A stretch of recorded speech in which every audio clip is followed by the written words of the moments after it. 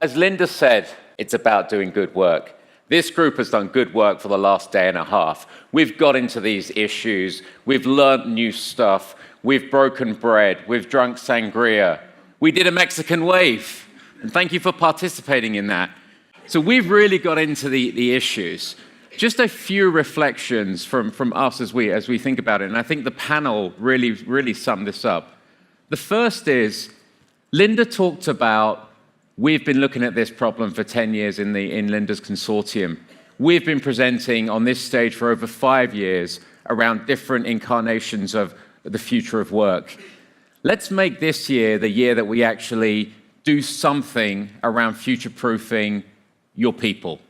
I like the term, it's not HR, it's about people. So whether that's investing in the reskilling, whether that's talking about your purpose, whether that's understanding automation with people at the center, whether it's not treating everyone the same in an organization with our lazy stereotypes, whatever it is that you're going to go back on Monday when you look at your HR strategies or your HR transformations or your HR programs, let this be the year that you say, we actually move the needle on something that's actually not just a today issue or not a reactive issue or not a regulatory issue, but something that actually moves the people agenda forward in your organizations. It's possible. You guys have been sharing some of that in the breakout sessions. The panel gave us some very good ideas around that. I think there's a lot of intelligence around that. Secondly, this word narrative does not go away. Natalie, who I think is amazing yesterday, Natalie actually gave us a view on narratives and stories and how you tell good stories in an online way and how you actually drive persuasion. What's your narrative on the future of work? What's the narrative that you'll talk to or different stakeholders in your organizations or outside of your organizations or in your community that will say, for your bank, for your oil company, for your private equity firm, what are you doing around the future of work? As Gavin said, everyone is reading about this topic. Do you have the ability, do your people know the narrative around what you're doing around the future of work? Something to consider. We talk about stakeholders. There are many. It's not just about employees. It's about academia. It's about government. It's about the contingent workers. It's about your service providers.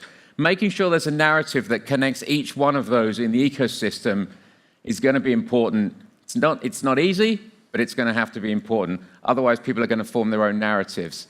And thirdly, I am an optimist about the role of HR.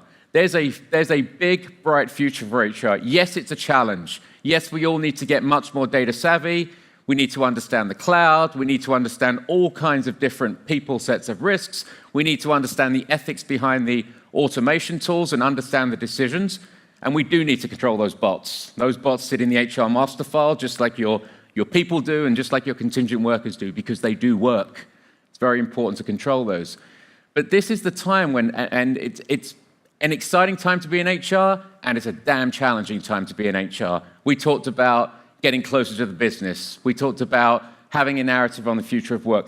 These are all pieces that in my view, in our view, the role of HR may change, the function will stay. As long as you've got people and as long as you've got the bots, there'll be a big role of HR. So thank you again for really digging in with us. We're very positive about this. We really look forward to seeing you. We've had over 200 people. Yes, that number's slightly thinned out because people are taking their planes now. We've had over 200 people, 30 plus different countries represented. Thank you so much for engaging with us. And go forth. The future is now.